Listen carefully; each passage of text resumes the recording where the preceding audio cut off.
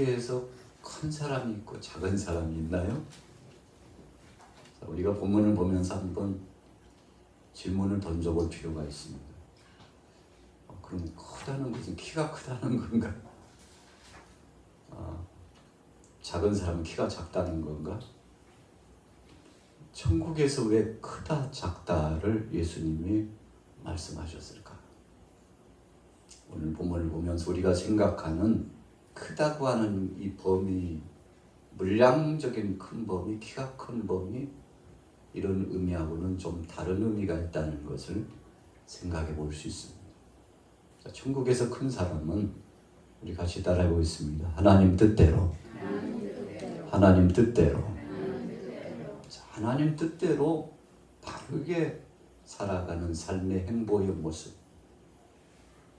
하나님을 감동시킨 사람들의 모습, 그래서 천국에 들어갈 수밖에 없는 이 믿음이 인정받은 사람의 모습, 이런 각도로 생각을 해볼 수가 있는 거죠. 그래서 돈으로도 못 가고 명예나 권세로도 못 가지만 천국은 무엇으로 가요? 믿음으로 간 줄로 믿습니다.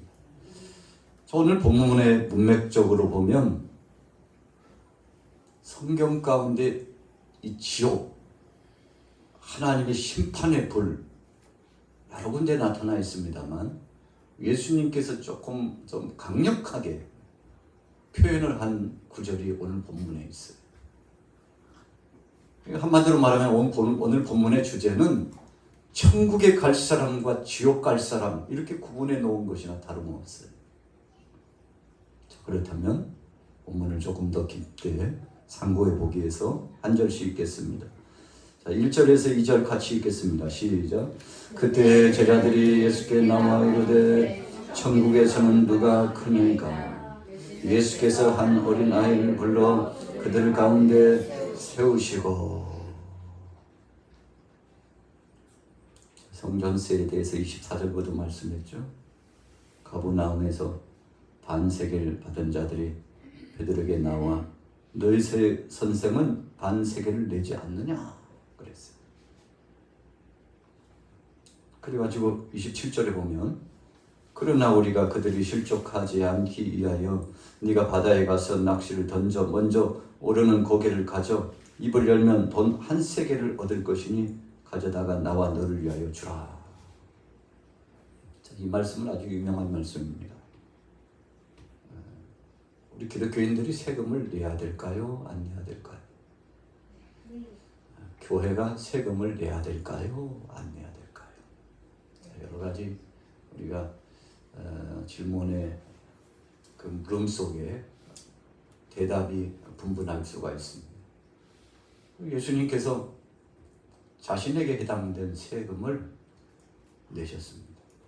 제자들도 세금을 냈습니다. 예수님께서 세금을 내신 것은 삶의 모본을 보이시기 위해서 세금을 내셨다고 볼 수 있습니다. 세상 나라에 한가할 수도 있고 좀 못마땅한 것도 있을 수 있잖아요. 그리고 대적할 수도 있고 여러 가지 할 수 있지만 예수님의 3년 동안의 행보를 보면 진리 안에서 할 수 있는 것은 다 하신 분이 바로 예수님입니다. 그래서 우리 크리스찬들은요, 제 개인적인 입장에서는 할 수만 있으면 세금을 많이 내는 것이 좋습니다. 나라를 위하고 또 지역 이웃을 위해서라도 세금은 의도적으로라도 많이 내는 것이 좋습니다.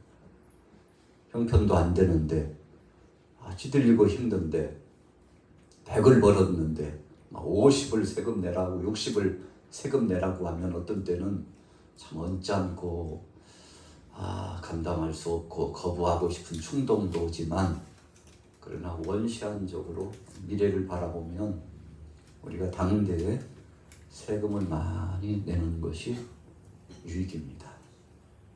자, 오늘 예수님도 세금을 내셨어요.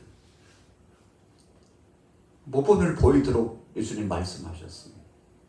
어찌 보면 예수님의 행보가 세상 나라와 세상에 있는 권력자들과 세상의 어떤 힘께나 쓰고 지혜나 있다고 하는 사람들을 대적하여 한가하는 듯 보이지만, 그런데 예수님은 세상적인 정치적인 것이나 세상적인 야망의 목적이 있으신 것이 아니라 그 영혼에 대한 가치를 크게 평가하시고 그 영혼 구원에 대해서 지대한 관심과 사랑으로 함께 하셨다는 거죠. 제자들이 궁금했어요.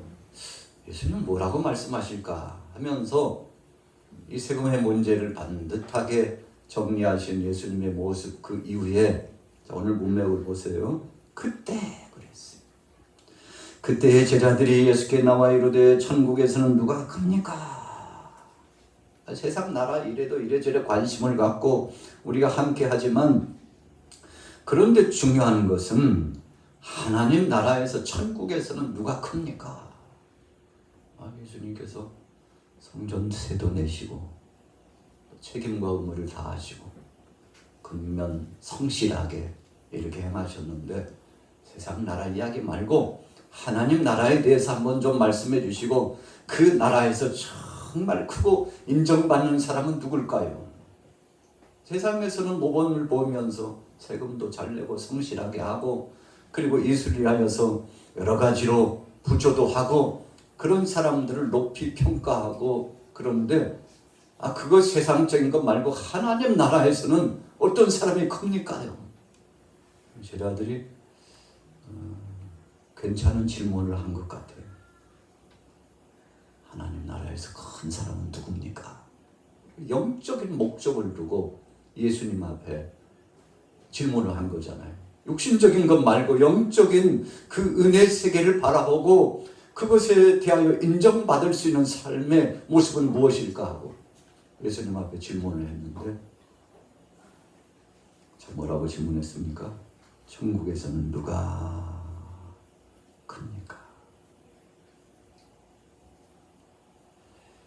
자, 예수님께서 이렇게 대답하셨습니다. 제자들은 세상 나라 일을 견주어가지고 하나님 나라도 그럴 것이라고 생각하고 질문을 던진 거잖아요. 그렇다면 예수님은 어떻게 대답하셨나? 3절부터 한번 읽어볼게요. 시작. 이르시되 진실로 너희에게 이르노니 너희가 돌이켜 어린아이들과 같이 되지 아니하면 결단코 천국에 들어가지 못하리라. 천국에서 큰 사람 말씀해 주실 때, 천국에서 큰 사람이 되려면 먼저 선행돼야 될 것이 있는데 천국에 들어가야지. 천국에 입성하는 자가 돼야지. 그러시면서 어린아이들과 같이 되어야. 자, 문맥적으로 보면 3절 중반절에 이렇게 말씀했어요. 우리 따라해 보겠습니다. 돌이켜. 자, 돌이켜라는 뜻이 뭐죠? 돌이켜가 뜻이 뭐예요? 돌아서서. 전환적인 의미입니다. 지금 이대로 사는 삶 말고 이대로 그냥 살면 안 돼. 너희가 천국에 들어가려면 그냥 세상적인 상식 범위에서 살면 안 돼. 세상 나라와 비교해서 견주어서 하나님 나라도 그런 것이라고 생각하면 못 들어가. 하나님 나라 법칙은 따로 있다.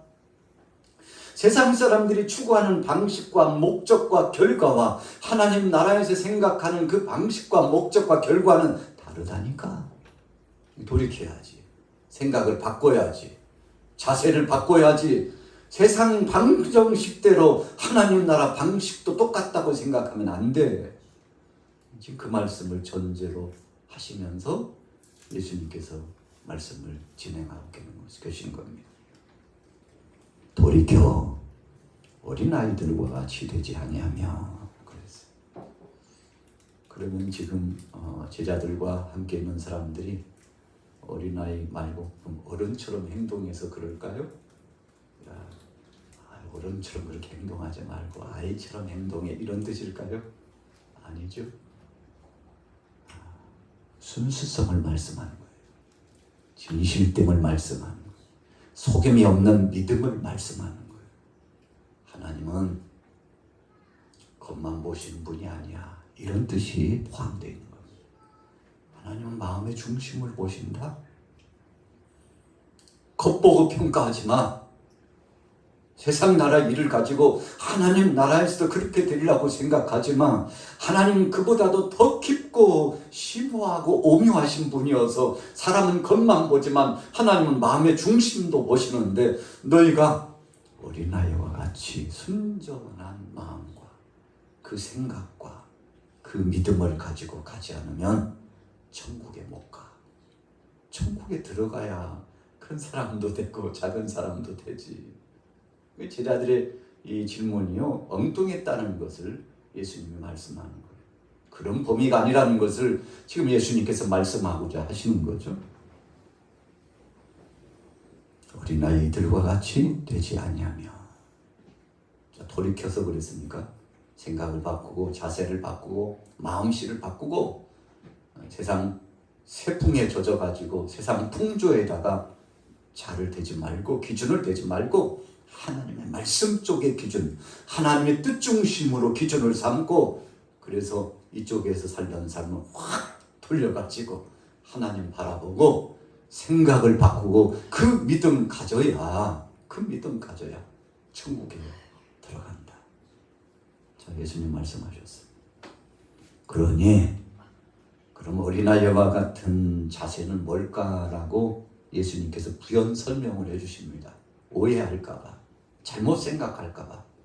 자, 그것이 다 이 4절에 있어요. 4절 같이 읽어야 되겠죠? 같이 읽습니다. 시작. 그러므로 누구든지 이 어린아이와 같이 자기를 낮추는 사람이 천국에서 큰 자니라. 아이가요, 키를 이렇게 낮춘 겁니까? 자, 여기서 낮췄다는 것은 아이의 순수함, 욕심 없는, 사심 없는 순전한 마음 상태를 가리킵니다. 아이들은요, 자기 다툼을 하지 않아요. 예수님 만나 뵙고 주님께 안수 받기를 원하고 축복을 받기를 원하고 말씀 받기를 원하고 주님이 주신 말씀을 순수하게 그대로 아멘, 아멘 받아들였어요. 제자들의 생각은 달랐어요. 예수님 따라다니는 목적도 달랐습니다. 정치적인 야망과 욕심이 대단했습니다. 자리 다툼이 대단했어요. 우리가 지난 시간에 말씀을 참고한 것처럼 제자들이 서로 다투면서 혈투가 벌어졌죠. 예수님 예루살렘 입성하기 전에 피 터지게 싸웠어요. 예수님 그 모습을 보고 막 속상하셔가지고 얼마나 주께서 책망하셨는지 몰라요. 자, 그런데 예수님께서 사랑하는 제자들과 또 주위에 있는 사람들에게 누구든지 그랬어요. 누구를 막론하고 12제자 잘 들어, 70인 제자 잘 들어, 함께하고 있는 모든 사람들이 잘 들어, 여기에 종교적인 지도자들도 와 계시는데 잘 들어요. 정치적으로 야망 속에서 세상 나라에서 뭔가 출세가득 누리고자 하는 사람들 다 와 있네요. 군인 출신도 있고 고위 관리직도 있고 참 가정에서 지역에서 유직급에 속한 사람도 저기 뒤에 다 앉아 계시네. 잘 들어요. 누구든지 이렇게 말씀하시는 거예요. 예수님 가리지 않고 한 사람이 집중적으로 공격하시는 말씀이 아니라 하나님의 말씀은 모든 사람들이 받아 먹어야 될 명약의 말씀이고 누구 그냥 꼭 집어져 가지고 어떤 사람이 아니라 공통적으로 누구에게나 주시는 말씀. 그러시면서 누구든지 이 어린아이와 같이, 아이를 가리켰다는 거예요. 이 아이와 같이 자기를 낮추는 사람이 천국에서 큰 자니라. 여러분, 천국에는 큰 사람, 작은 사람 없어요. 제자들이 어떻게 큰 사람 됩니까? 이렇게 이야기하니까 이해도를 높이시기 위해서 주님 말씀하신 것뿐이지. 천국에서는 믿음으로 가서 온전한 섬김만 있고 찬양만 있고 헌신만 있고 중심이 우리 자신이 중심이 아니라 성삼위 하나님이 중심이 되기 때문에 교만할 것도 없고 고민할 것도 없고 허탈해할 것 공허할 것도 없고 거기에는 영원토록 만족하고 감사하고 하나님 앞에 영광 돌릴 일만 있는 줄로 믿습니다. 어떻게 세상에서는 좀 폼 좀 재고 사시더니 천국에는 저 꼬발이 앉아가지고 저러고 있나. 난 불쌍하네. 왜 저러고 있어? 이런 거 없다는 뜻입니다. 여러분 천국에 들어가서는 모두 다 하나님 안에 자녀인 것을 믿으시기 바랍니다. 할렐루야. 천국에서 계급 그런 거 없어요. 예수님 심지어 천국에서는 시집도 아니 가고 장가도 아니 간다. 그렇게까지 말씀하셨어요. 자꾸만 이 세상의 것을 가지고 하나님 나라의 일도 견주어 가지고 비교해서 자꾸 자의적으로 해석해 가지고 생각하려고 하는 그런 충동이 이 속에 육신의 소욕이 가득 차 있기 때문에 부활을 믿지 않고 영도 믿지 않고 성령의 역사도 믿지 않는 사람들이요, 예수님에게 공격하려고 질문했잖아요. 한 집에 여인이 있었는데 후사가 없어가지고 맛이 죽으니까 둘째가 남편이 되고, 또 둘째가 죽으니까 셋째가 남편이 되고, 일곱이 다 그러고 진행됐는데 다 죽고, 나중에 여인도 죽었는데 그러면 천국에 와서는 누가 남편이에요? 누가 남편입니까? 아주 못된 질문을 했잖아요.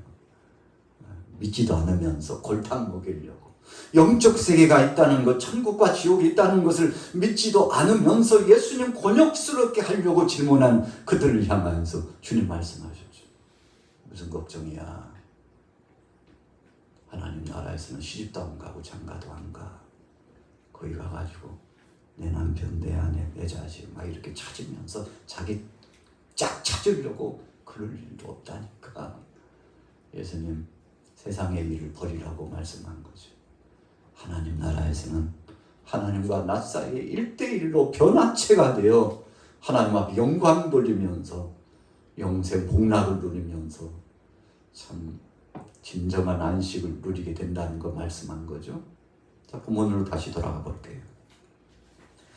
어린아이와 같이 자기를 낮추는 사람이 겸손한 사람입니다. 내가 약한 자라는 것을 아는 사람이에요. 나는 죄인이라는 사실을 고백하는 사람이에요. 그래서 이 죄로 말미암아 영원히 지옥 갈 천대, 저 같은 것도 구원받을 수 있습니까? 긍휼히 여김을 받을 수 있습니까? 나같이 약한 자도 하나님 나라에 들어갈 수 있나라고 자기를 낮추고 자기 부족을 알고 주님의 은혜 없이는 못 산다고 고백하는 이런 사람들이 자기를 낮추는 사람이고 겸손한 사람이고, 이런 자가 어디에 들어가요? 천국에 들어간다는 뜻입니다. 자, 직설적으로 결론하면 이런 믿음 가진 자만 천국에 간다, 이 말씀을 하시고 싶었던 것. 세상의 물질로도 명예나 권세로도 육신적인 어떤 조건부 그것 가지고서 하나님 나라 가지 않고 오직 나는 죄인이라고 고백하고 하나님의 은혜 없이는 그 나라에 들어갈 수 없다고 자기를 겸허하게 생각하고 약한 존재로 생각하는 이런 마음을 갖는 자마다, 그래서 심지어 팔복에서 예수님 그렇게 말씀하잖아요. 심령이 가난한 자는 복이 있나니. 그 다음에 뭐죠? 천국이 저희 것입니다. 할렐루야. 심령이 가난하다는 거 뭡니까? 나는 약한 자요, 하나님의 은혜로 살 수 있다는 고백을 하고 주님 없이는 못 산다고 명명백백 순결한 믿음을 가지고서 손들고 천부여지옵소 주님 앞에 왔다고 이렇게 고백하는 사람들. 제자들이 질문한 그 질문의 이 수준하고 틀리잖아요. 어떻게 쓰든지 제자들은요, 윗자리 아랫자리 다툼을 가지고요, 내가 더 클 거야 하고 막 이렇게 올라가려고. 근데 예수님 그거 싫어하셨어요. 그런 사람들은 천국 못 간다니까. 이렇게 일침을 가하시는 거죠. 마음을 비우야지. 자기 의로 가는 것이 아니야. 하나님의 그 사랑과 은혜로 가는 거지, 자기 공로로 가는 거 아니야. 공로체 하지 마. 여러분, 크다는 것은요, 공로를 내세우고 싶은 충동이잖아요. 나같이 사람 어디 있어? 당신 나하고 비교 안 돼, 양반아. 나하고 친구 먹으려고 하지 마. 그냥 잽도 안 되는 사람이 그래. 이런 거 천국에는 없다는 것입니다. 오히려 이런 마음을 갖는 사람이 주님이 보실 때 아름답지 못한 자라고 주께서 책망하시는 겁니다. 자, 보세요. 그 다음은 저 아주 강력한 말씀을 주시죠. 5절 6절 같이 읽어보겠습니다. 5절 시작. 차라리 연자 맷돌이 그 목에 달려서 깊은 바다에 빠뜨려지는 것이 나으니라. 자, 누구든지 내 이름으로 이런 어린아이 하나를 영접하면 곧 나를 영접합니다. 자, 왜 어린아이를 예를 들어서 말씀하셨을까요? 이 당시 어린이 여성 노약자는 술을 세질 않았어요. 더더군다나 아이들은요, 별로 그렇게 중요하게 생각하지 않았던 그런 시절입니다. 예수님이 하시고 싶은 말씀은 이런 아이들처럼 순전한 믿음을 가져야 되는데, 더 중요한 것은 이런 아이라 할지라도 소홀히 생각하지 않고 귀하게 보는 사람, 그 사람을 예수님께서 찾고 계시다는 거죠. 내 이름으로 이런 어린아이 하나를 영접하면 그랬어요. 이 당시 상식을 뛰어넘는 거예요. 아유, 그런 것들이 뭘 알아? 여기 와서는 안 되려. 애들이 이렇게 왔어. 애들은 가. 별로요. 관심 밖이었어요. 예수님 하시고 싶은 말씀이 너희가 관심 밖에였던 그 대상에 대해서 좀 관심을 가졌으면 좋겠다. 너희가 천하고 보잘것없다고 생각하는 그런 부류의 사람들에 대해서 깊은 관심을 갖고 사랑을 가지고서 아버지의 마음으로 갔으면 좋겠다. 그런 마음을 가지면 그런 사람이 천국 가는 거야. 그런 사람이 천국에서 큰 사람이 되는 거야. 너희들 높아지기를 원하는데 진정 높아지기를 원한다면, 그렇게 섬기는 자가 되면 하나님께서 저절로 너희를 높여주시리라. 이런 뜻이거든요. 내 이름으로. 내 이름으로라고 한 것은요, 예수님을 영접하고 주님을 존귀하게 여기고 주님 앞에 영광 돌리고, 직설적인 표현을 하면요, 주님 앞에 잘 보이고 싶은 그런 충동의 마음을 10분의 1이라도 아이들에게 관심을 갖고, 그래서 내게 하고자 했던 그 태도 그대로 가라니까, 일도 빼지 마. 그대로 가라니까. 내게 하고자 하고 내게 섬기고자 했던 그 마음 그대로. 그래서 로마서의 말씀을 보니까 주께 하듯 하라 그랬죠. 무슨 일을 하든지 주님께 하듯 하라. 이렇게 하는 것이 크리스찬의 자세라고 바울은 사랑하는 동역자들에게 말씀했어요. 여러분들 일할 때 그냥 인간적인 마음 갖지 말고 바로 앞에 주님이 계시다고 일하세요. 그러면 주께서 기뻐하실 겁니다. 여러분들이 무슨 말을 하든지 무슨 행동을 하든지 여기에 주님이 함께 좌정하고 계시다고 생각하고 그렇게 하세요. 자, 동질적인 말씀을 오늘 예수님도 해주시는 겁니다. 내 이름으로 내게 한 만큼 아이들에게도 좀 그렇게 했으면 좋겠어. 내게 관심을 갖는 것만큼 내가 현존한 게 역사하며 임재하고 있다는 사실을 명심하는 것만큼 거기에 가서도 그들에게도 그렇게 했으면 좋겠다. 실족시키지 말고. 여기서 실족이라고 하는 것은 의도적으로 바늘로 살갗을 꽉 찔러가지고 고통스럽게 하고 걸어가는데요, 발을 살짝 갖다가 대가지고 넘어뜨리고요, 그냥 뒤에서 돕는 척하면서 확 밀어가지고 잡아뜨리고요, 이런 의미의 개념이 여기 실족이에요. 그래서 이 원문에 보니까 스칸달리죠 그랬는데, 의도적으로 상대를 넘어뜨리려고 밀어제끼는 사람이 되었다는 뜻이 원문의 뜻입니다. 예수님께서요, 참 마음 아팠어요. 왜 마음 아팠을까요? 상대를 향하여서 악대하고 있는 저들, 하나님을 믿고 있다고 말하지만, 하나님 앞에 영광 돌린다고 하지만, 예수님을 따르는 제자라고 하지만, 그러나 본심 그 마음은 상대를 향하여 끊임없이 악대하고 있는 저들을 보면서 예수님께서 그렇게 사람들을 실족시키지 마. 그렇게 실족시키면 지옥 간다. 이 말씀을 하신 거예요. 자, 한번 보세요. 그 아래쪽에 있는 내려가 보세요. 말씀. 자, 6절 같이 읽어보면 시작.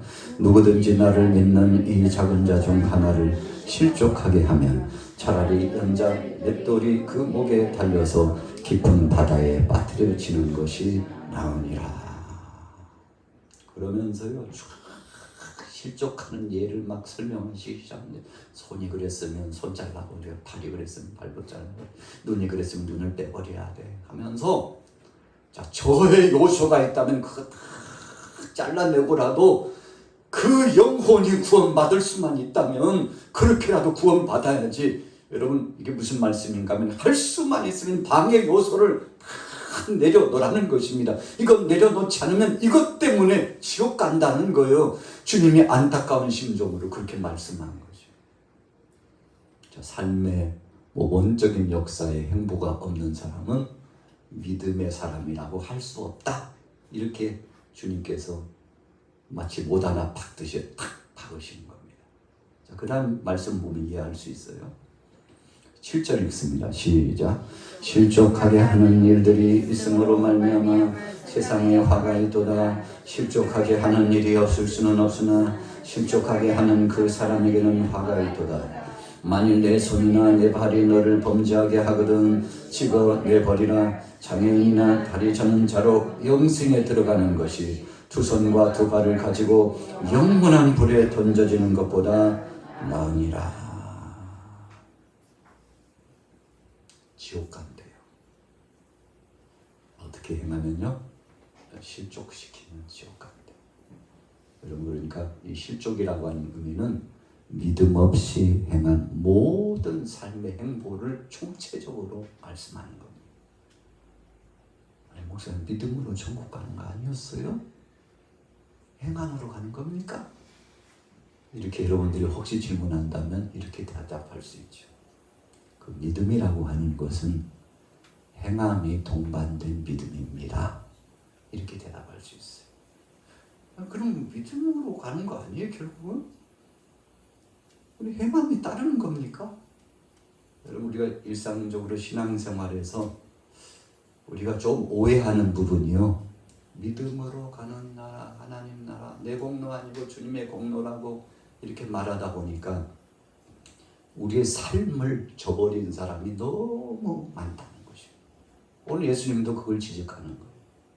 믿음으로 천국 가는 것이지만, 그러나 믿음의 사람은 그 믿음의 사람답게 삶도 살아야 된다는 것을 예수님 말씀하는 거예요. 이 삶의 변화가 없는 것은 다른 말로 표현하면 가짜 믿음이라는 것을 말씀하고 싶은 겁니다. 여러분, 그래서 우리가 히브리서와 로마서의 말씀을 계속 읽다 보면 우리의 자의적인 의의를 자꾸 내려놓으라고 그러죠.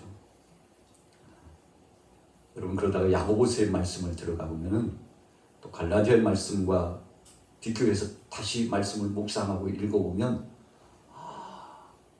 믿음이라고 하는 것은 우리의 삶 자체의 모범적인 주의 영광을 위한, 그래서 구원받은 자로서 감격스럽게 감사하면서 살아가는 그 삶의 행보가 같이 마치 뗄래야 뗄 수 없는 불가분의 관계처럼 엮어져 있다는 사실을 발견해 보게 됩니다. 그래서 신구약 성경을 총체적으로 읽으면요, 우리 속에 믿음이라고 하는 것은 주님이 나를 위하여 십자가상에 못 박혀 죽으신 그 은혜에 감사해 가지고 10,000,000번, 10,000,000번 우리가 주님 앞에 충성을 다해도 갚을 길 없는 자가 되기 때문에 주님이 주신 그 사랑과 그 은혜의 마음을 가지고서요, 어디든지 나아가는 겁니다. 그래서 예수님께서 베드로에게 7번 용서가 아니라 70번씩 7번이라도 용서해. 그게 내 뜻이다. 주기도문에 보니까 하나님께서 우리를 용서하신 것처럼 우리도 용서하는 자가 되도록 하나님 우리를 어거해 주시고 우리를 바로 세워 주옵소서. 그렇게 말씀했잖아요. 그러니까 오늘 예수님이 본문 말씀을 통해서 주시고자 하는 것은 천국에 들어가기를 소원하는 자들은 천국 시민답게 모범적인 삶을 예수 그리스도 안에서 살아가는 이 철칙을 저버리지 말고, 그래서 삶을 통해서 향기가 드러나도록 해야 된다는 사실을 10,000,000번, 10,000,000번 계속 강조하고 계셨던 것이. 실족시키지 마. 자, 다른 말로 표현하면 따라해 보겠습니다. 알고도 지은 죄는 용서받지 못하느니라. 다른 말을 조금 더 거슬러서 표현하면 성령을 속이는 죄는 성령을 근심케 하고 속이는 죄는 용서받지 못한다고 말씀하십니다. 자, 우리가 조금 더 깊이 들어가 볼 필요가 있어요. 아, 그런 뜻이었나. 야, 우리가 믿음으로 구원받는다고 하지만, 예수님을 입술로는 믿었다고 하지만 그 다음에 믿은 이후에 방종하면서 사는 사람이 얼마나 많은데요. 세상에서 방탕하고 방종하면서 나는 이제 구원받은 자가 되었다라고 생각하고 방종하고 방탕하면서 사는 사람이 얼마나 많은데요. 자, 오늘 본문의 말씀을 다시 한번 재조명해 보면서 우리 자신을 성찰해 보면, 아, 그렇게 살면 주님께서 우리를 모른다고 부인하겠다는 뜻이에요. 그래서 오늘 아침에 주여 주여 하는 자마다 다 천국에 들어갈 것이 아니요, 어떻게 하는 자요? 하나님의 뜻대로 행하는 자가 들어가리라. 그래서 하나님의 뜻이라고 하는 것은 정말 하나님께서 기뻐하시는 은혜 안에 믿음을 가지고 나 같은 자를 용서하시고 구원하신 것을 감사합니다.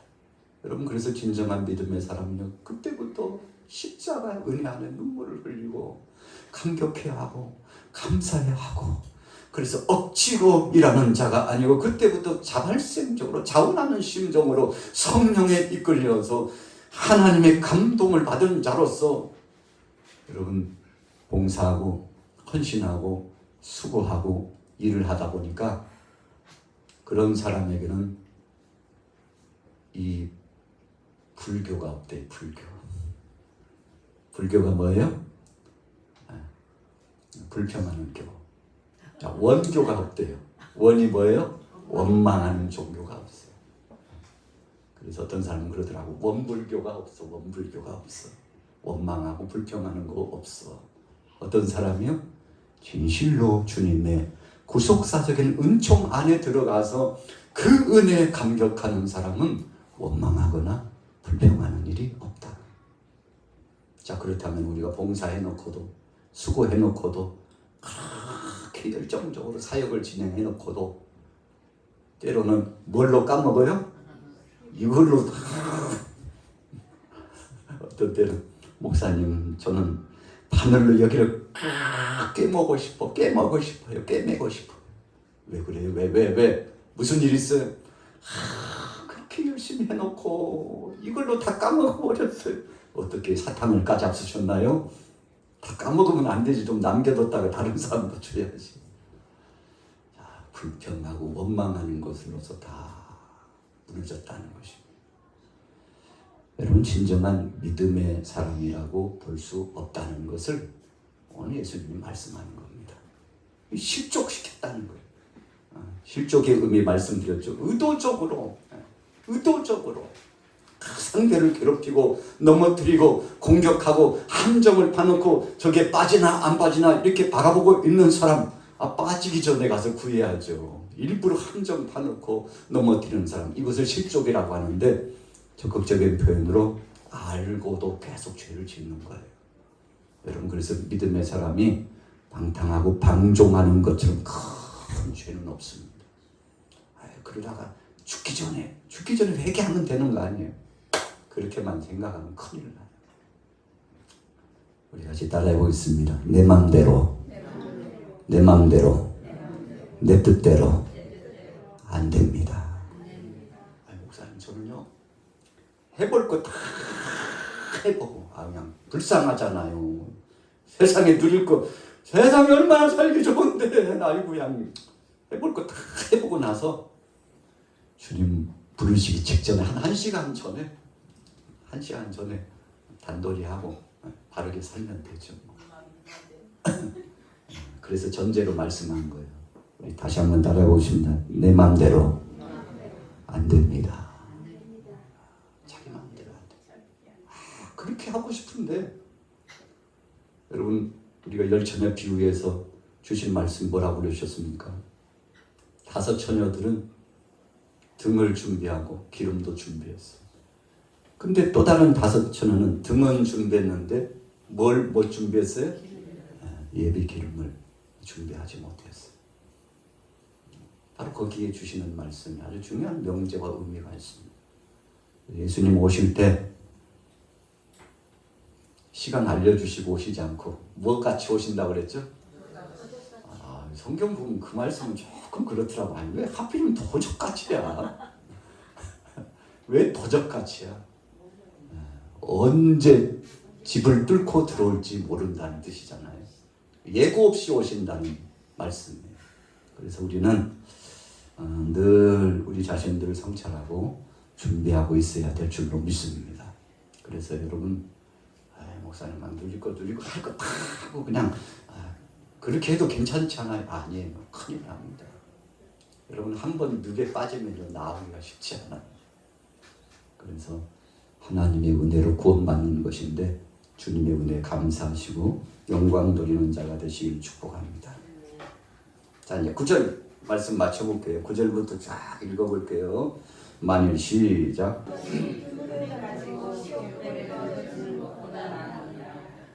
삼가 이 작은 자 중에 하나도 업신여기지 말라. 너희에게 말하노니 그의 천사들이 하늘에서 하늘에 계신 내 아버지의 얼굴을 항상 배움느니라. 너희 생각에는 어떠하냐? 만일 어떤 사람이 양 100마리가 있는데 그 중에 하나가 길을 잃으면 그 99마리를 산에 두고 가서 길 잃은 양을 찾지 않겠느냐? 진실로 너에게 이르노니 만일 찾으면 길을 잃지 아니한 99마리보다 이것을 더 기뻐하리라. 이와 같이 이 작은 자 중에 하나라도 잃는 것은 하늘에 계신 너희 아버지의 뜻이 아니니라. 예수님이 이제 본 마음을 드러내셨어요. 왜 서론을 길게 하셨는지. 자, 핵심은 14절에 있습니다. 나는 저까지로, 저런 사람까지로 사랑하느니라. 너희도 그랬으면 좋겠다. 이 말씀하고자 하신 거예요.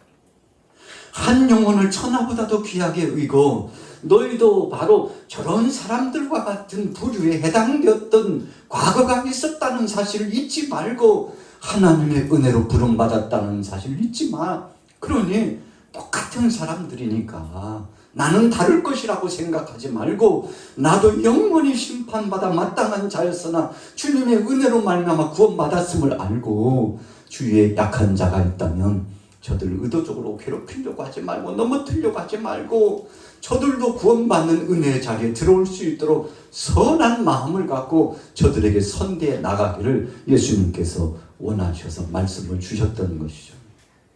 여러분, 그래서 예수님이 오늘 본문에서 주시고자 하시는 것은 섬기는 자가 되라. 누구까지도요? 절대 섬김의 대상이나 배려의 대상이나 사랑받을 자격이 없다고 생각한 그 부류의 사람들까지도 관심을 갖고 그들을 사랑한 마음으로 품기를 원한다. 이렇게 하는 사람이 천국에서 큰 자가 되고 이런 사람이 천국에 들어가느니라. 그럼 다른 말로 표현하면 이런 뜻이에요. 같이 따라해 보겠습니다. 긍휼히 여기는 마음. 우리가 하나님께로부터 긍휼히 여김을 받았다면 우리도 긍휼히 여기는 마음을 가지고 상대를 보라는 것입니다. 그래서 아버지께서 나를 용서하신 것 같이 우리도 용서하는 자가 되게 하옵소서.